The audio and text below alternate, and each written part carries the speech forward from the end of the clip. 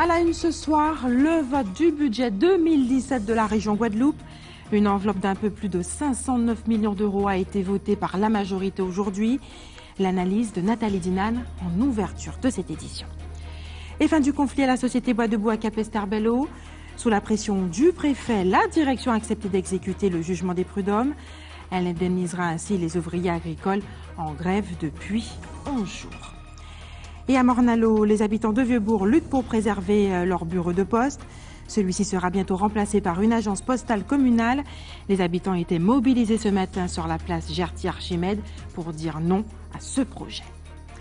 Et enfin, gros plan ce soir sur un métier d'autrefois, celui d'attrapeur de crabes. Chaque année, nombreux sont ceux qui se lancent à l'assaut des crabes pour en déguster toute la substance. Nous verrons que le métier de crabier-lait est un vrai métier. Bonsoir et bienvenue sur ATV Guadeloupe. Je suis ravie de vous retrouver. 509 millions d'euros, c'est le montant du budget primitif 2017 de la région Guadeloupe, voté par la majorité aujourd'hui. Les élus de l'opposition ont préféré s'abstenir. Selon l'analyse de la région, la situation budgétaire serait en nette amélioration. Analyse de Nathalie Dinan sur les images de Moïse Dexter. Gouverner, c'est faire des choix. Harry Chalus, le président de région, n'a cessé de le rappeler dans son discours d'introduction à la plénière du vote du budget primitif. Un budget qualifié de vertueux suite aux efforts d'austérité réalisés en 2016. Il va y avoir une augmentation des investissements de 28 millions d'euros. Mais c'est parce que nous avons pu diminuer le train de vie de la région de 22 millions d'euros de manière à dégager ces marges. Nous sommes en capacité de pouvoir dégager de l'autofinancement pour pouvoir investir et pour pouvoir obtenir donc des emprunts dès 2018. Et particulièrement investir dans le tourisme et la réhabilitation de l'habitat, deux axes essentiels pour booster l'économie. Lorsque vous avez donc des touristes, c'est de l'activité supplémentaire que vous créez. Aujourd'hui, le tourisme, c'est 600 000 euros de chiffre d'affaires. C'est 1 milliard de chiffre d'affaires que nous espérons. Cela va se traduire par des aménagements nécessaires au niveau routier, par l'augmentation de l'offre d'hébergement, accompagner les projets hôteliers, accompagner en termes donc de gîtes et autres. À partir de 2017, nous allons consacrer 10 millions d'euros pour l'amélioration de l'habitat. Ce sont des maçons, des plombiers, des carreleurs, des pètes qui auront une visibilité, puisque ce n'est pas une année, c'est sur les 5 prochaines années à venir. Et cela aura un effet bénéfique sur l'ensemble de l'économie. Gouverner, c'est agir, et du point de vue de l'opposition, la frilosité du président dérange. La région ne remplit pas ses missions. On a dégagé des marges de recettes avec 83 millions d'épargne brute, ce qui veut dire qu'on a la possibilité de financer. Et on ne met que 26 millions d'euros en investissement. Ce qui veut dire que la politique qui a été mise en place, c'est une politique, j'ai envie de dire, on veut faire des économies, on veut thésauriser, peut-être pour mieux repartir dans un autre plan plus gagnant d'investissement, on n'en sait rien. Mais pour l'instant, on sait que la Guadeloupe attend.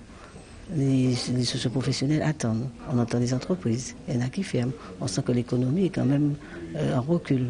Et donc nous voudrions qu'il y ait une offensive plus forte au niveau économique. La répartition de la taxe des carburants s'est encore invitée au débat. Là encore, l'opposition, spécialement Madame Vainqueur, émet un avis défavorable. Pour moi, commune de Trois-Rivières, je perds 60 000 euros. Et je fais la démonstration. Alors peut-être que toutes les communes ne perdent pas. On invite les maires présents en leur listant, vous allez recevoir 2 millions d'euros. Et bien effectivement, un maire qui dit qu'il entend qu'il va recevoir 2 millions d'euros, il est content. C'est prévu dans le texte, la TST distribuée aux différentes collectivités. Donc il ne faut pas qu'on nous présente ça aujourd'hui comme si on nous faisait un cadeau en disant, si vous n'en voulez pas, vous remettez à la région. Le retour à une situation financière plus saine va faciliter l'accompagnement des porteurs de projets simples et d'envergure et répondre aux attentes des Guadeloupéens. Et l'autre titre de ce jeudi, c'est la fin de la mobilisation des salariés de la société Bois Debout. Sous la pression du préfet, la direction de la société a accepté d'exécuter le jugement des prud'hommes. Les explications et le détail avec Nathalie Dinan et Moïse Dexter. Après des heures de négociation, les salariés de Bois Debout ont obtenu la garantie du versement des rappels de salaire. Ils réclamaient l'exécution d'une décision du tribunal des prud'hommes.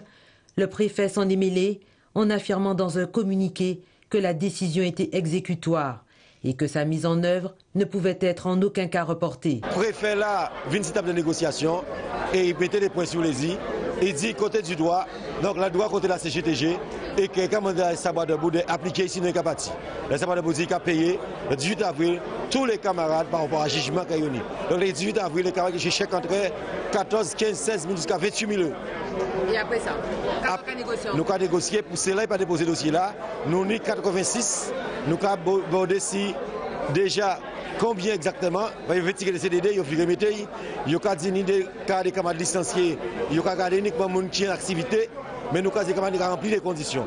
Donc ça, nous actons, c'est qu'au mois de mai, on a compte de 3 mois déjà. L'affaire n'était pas gagnée. Ce matin, les grévistes ont fait irruption dans l'hémicycle du Conseil régional pour dénoncer ce qu'ils considéraient être une injustice et expliquer aux conseillers la situation de la Guadeloupe. C'est un conflit quand même privé et il ne nous appartient pas non plus de venir accompagner en termes de subvention une entreprise qui ne respecterait pas un certain nombre de critères. Mais il s'agit quand même d'un secteur économique clé.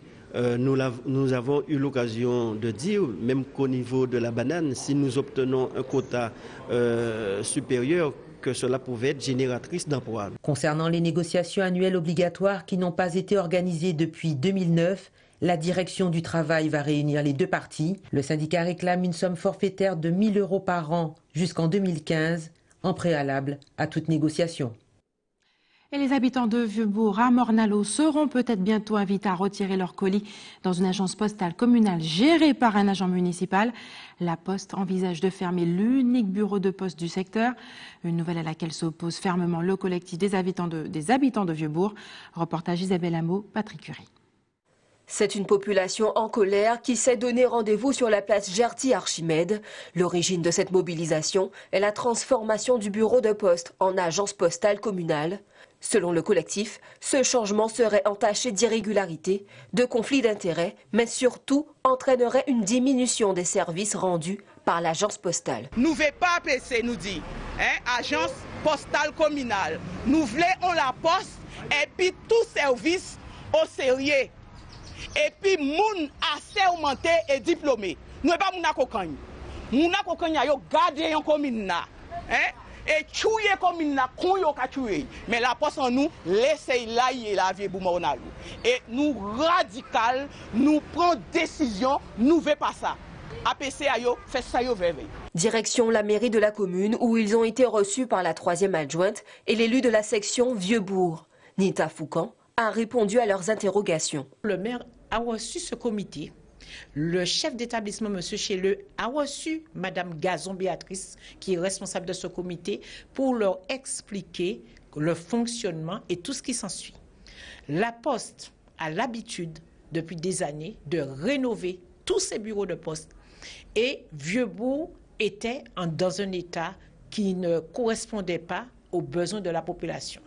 Donc, pour cette raison, il fallait que le maire et nous, au conseil municipal, prennent une décision et faire une proposition à la Poste qui ira dans le sens de la population. La situation reste complexe entre les deux parties.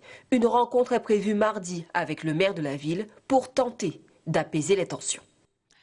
Et plus que 10 jours avant le premier tour de l'élection présidentielle, ATV Guadeloupe continue d'aller à votre rencontre, dans la rue, à la sortie d'un supermarché, pour recueillir, comme l'ont fait aujourd'hui Karen Diam et Linda Kayarsi, vos impressions sur cette campagne. On vous écoute.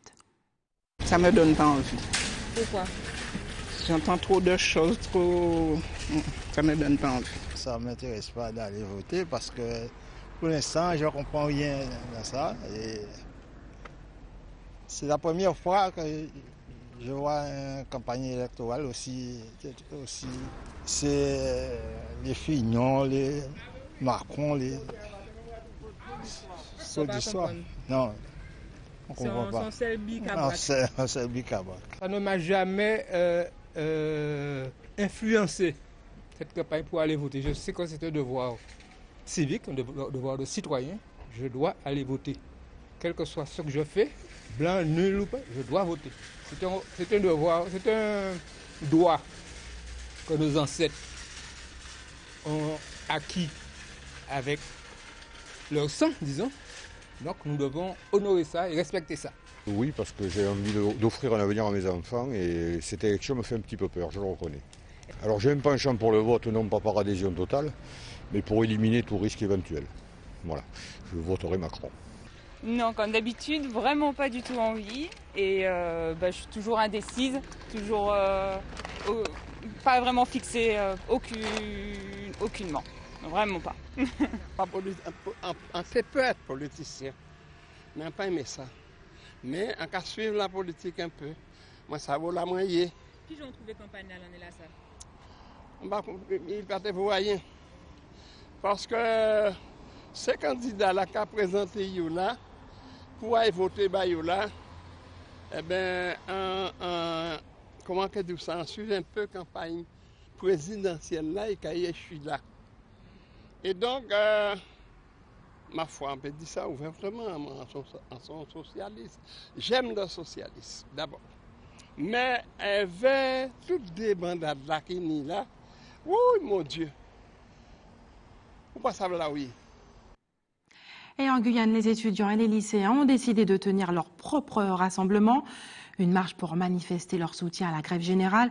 Ils attendent eux aussi un geste fort du gouvernement concernant l'éducation.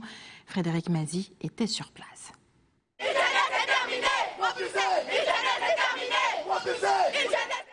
Les slogans sont semblables, les chants sont les mêmes. Seul l'âge des manifestants diffère. C'est la jeunesse pour montrer que la jeunesse est présente aussi sur les barrages, il n'y a pas que les adultes. L'État nous oublie. Et voilà, on est là aujourd'hui tous ensemble. Et on espère que ça impactera beaucoup de monde. Collégiens, lycéens, étudiants et même élèves de maternelle, ici toutes les jeunes générations sont représentées. L'éducation guyanaise est bien sûr la priorité de leur combat. On réclame justement l'égalité pour tous, que tout le monde puisse avoir une école, pouvoir manger, pouvoir rentrer chez eux, dormir. Et là, ça nous montre que les jeunes veulent aussi tout ça. On veut tous une égalité. Il y a aussi une adaptation des programmes pour qu'on sache qui on est, qu'on connaisse notre culture. Dans la foule, quelques cheveux poivre et sel. Pas de limitation d'âge pour participer à cette marche. Vu que moi aussi je suis jeune, pour moi et pour mes enfants et leur avenir. Ce n'est pas que le combat des jeunes, que le combat des étudiants, des lycéens. C'est la Guyane, encore une fois, qui devrait être dans la rue. Un cortège qui ressemble de près à celui de novembre 1996. La jeunesse s'était également mobilisée et avait obtenu la création du rectorat. Rectorat, point d'orgue cet après-midi de la manifestation.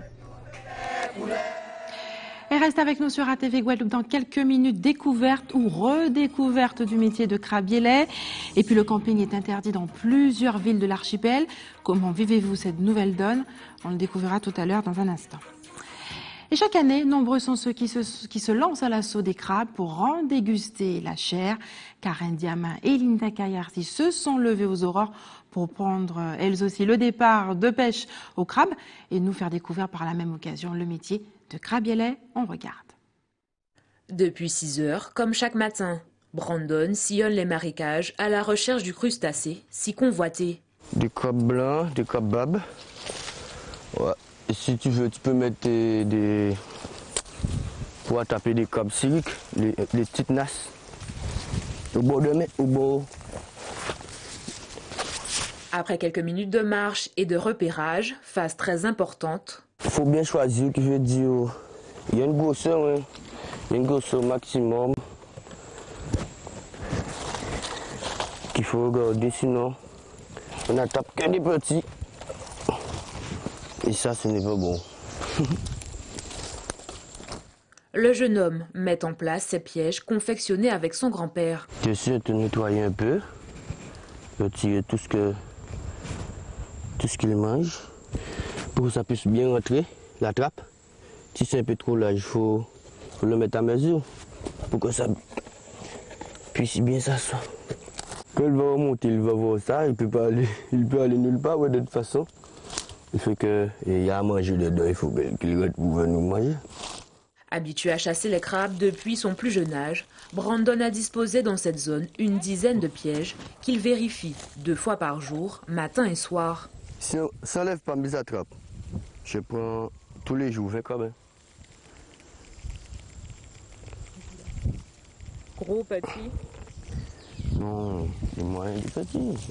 J'ai des crabes de ça. Aujourd'hui, la pêche aura été particulièrement bonne. Le jeune homme aura attrapé une 40aine de crabes qu'il ramènera d'abord chez lui avant de les revendre. Moi, c'est 5 crabes, 10 euros. Je mélange les moyens avec les goûts. 5 crabes, 10 euros. C'est comme ça que je le vends. Si ce tarif semble satisfaire les acheteurs, Brandon a parfois eu l'envie d'augmenter ses prix. C'était bien de le mettre à 15 euros, ouais. C'était bien, ouais. Sinon, ça a beaucoup de travail dedans.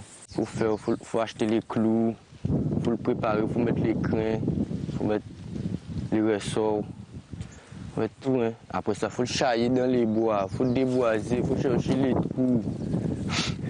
Faut tirer les boules de terre aussi, ça te gêne devant. Et tu le places. Mais sinon, si tu as un mauvais attaque pour faire tout ça, chaque fois, ouais, ça a beaucoup de travail. Si aujourd'hui, une polémique entoure les tarifs appliqués par certains crabiers, le jeune homme, lui, souhaite fidéliser sa clientèle par un bon rapport qualité-prix. Et il n'y a pas que le crabe qui est à l'honneur en cette période. À la Désirade, la star de Pâques, c'est le cabri. Et l'événement culturel Fête à Cabrit revient pour la 15e année consécutive. Et pour nous en parler ce soir, la chargée de communication de l'agglomération du Soleil Levant est avec nous ce soir. Laurence Modéo, bonsoir. Bonsoir. Merci d'avoir accepté notre invitation. Nous sommes ravis de vous recevoir ce soir pour nous parler de cet événement. 2 jours d'animation exceptionnels sont annoncés ce week-end à la Désirade, samedi et dimanche. Racontez-nous quels seront les moments à ne pas rater, justement. Alors, la Fête à Cabrit est vraiment un événement incontournable de la Désirade que le président de la Riviera du Levant, Jean-Pierre Dupont, a tenu à soutenir cette année. Donc cet événement proposera dès samedi des concours caprins, de la vente de cabris sur pied, mais aussi de la viande aussi fraîche à disposition des gourmands.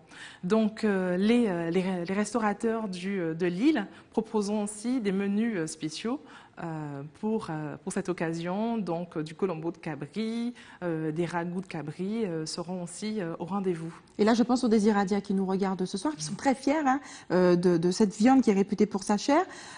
Mais il n'y aura pas que ça, il y aura également des actions de sensibilisation, notamment pour les campeurs. Vous êtes venu d'ailleurs avec un kit qui sera distribué pendant le week-end. Alors c'est l'éco-pack qui a été mis en place par le service environnement de la Riviera du Levant. Donc la valorisation du littoral et la préservation de l'environnement est vraiment une priorité à la Riviera du Levant. Donc nous aurons des agents du 13 au 19 avril qui parcourront les plages de la Riviera du Levant pour distribuer un kit éco-campeur composé de couverts, d'assiettes en bagasse qui sont biodégradables et puis compostables. Donc ce kit est aussi composé de sacs poubelles, mais aussi du guide du tri pour rappeler les principes. Et là, ça s'adresse à l'ensemble des Guadeloupéens. Voilà. Alors pour cette manifestation, de nombreux moyens ont été mis en place cette année. Il y a beaucoup de partenaires, la municipalité évidemment, les associations sur place, les entreprises désiradiennes, la région et puis l'agglomération, l'intercommunalité. Sur quoi souhaitez-vous absolument mettre l'accent? Autant de partenaires, mais pourquoi faire? Alors, nous sommes partenaires pour aussi rappeler aussi aux habitants, aux Désiradiens et aussi aux touristes l'importance de protéger notre environnement, mais aussi de rappeler les éco-gestes, les gestes qui permettent de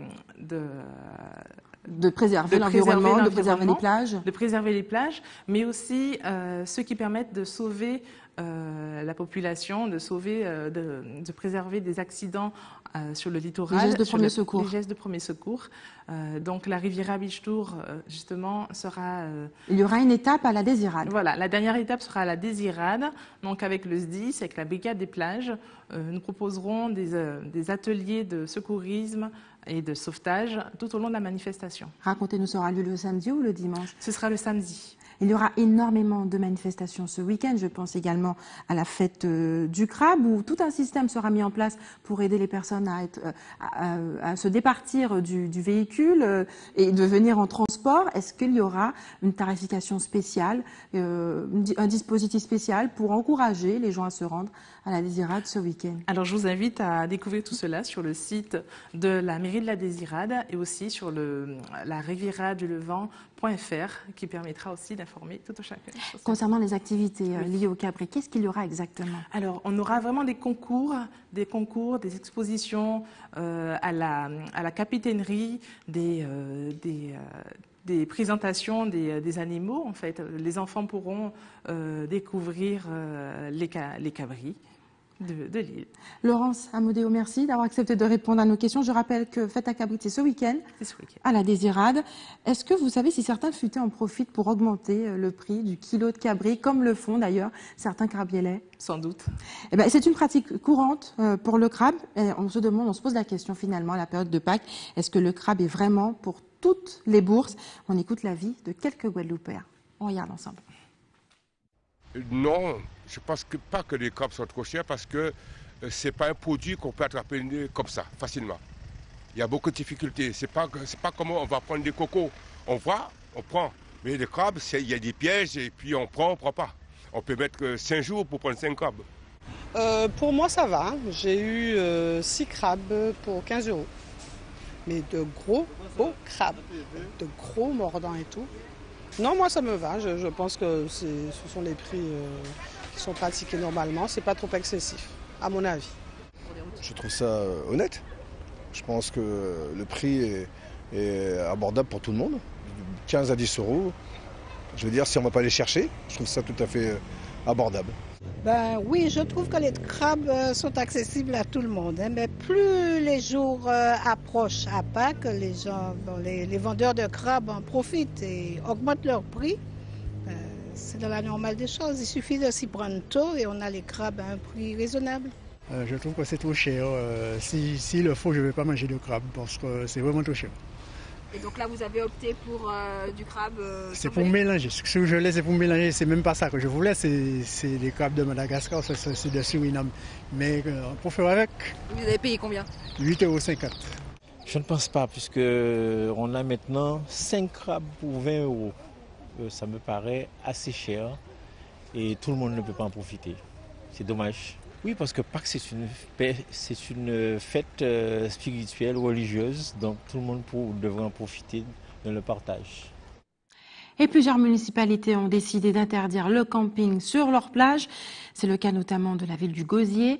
Qu'en pensent les habitants? Isabelle Hameau et Patrick Curie ont mené l'enquête. Si on a interdit le camping, comme vous venez de dire, c'est une très bonne chose parce que non seulement les gens qui ont l'habitude de camper ne laissent pas la place aux autres, mais en plus, ils peuvent, ils salissent, ils abandonnent des choses que leur détritus. Bon, il ne faut pas interdire la plage, mais au moins que chaque individu doit faire le maximum. Il faut ramener votre poubelle, il ne faut pas salir, mais on est assez grand pour comprendre qu'il ne faut pas salir parce que c'est notre planète, c'est notre terre.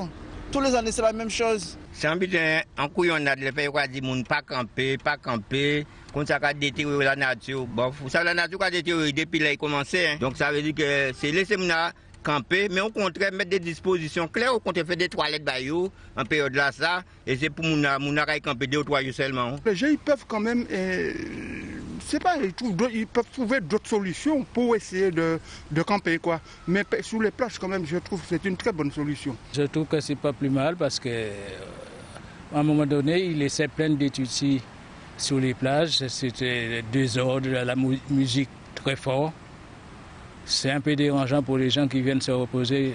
Ah ben non, maman, il n'y a pas d'être interdit. C'est là que mon appel, les oreilles viennent les ordi, ils mettent dans le bac pour qu'ils ne pas laisser plage la salle. Bon, ça n'a pas été une interdiction, mais il y a salir à chaque fois. C'est pour ça qu'il y aura fait interdiction tout partout. Et nous venons de l'apprendre, les salariés de la société Bois de Bois à Capesterre-Bellot ont repris leur mouvement de grève ce soir.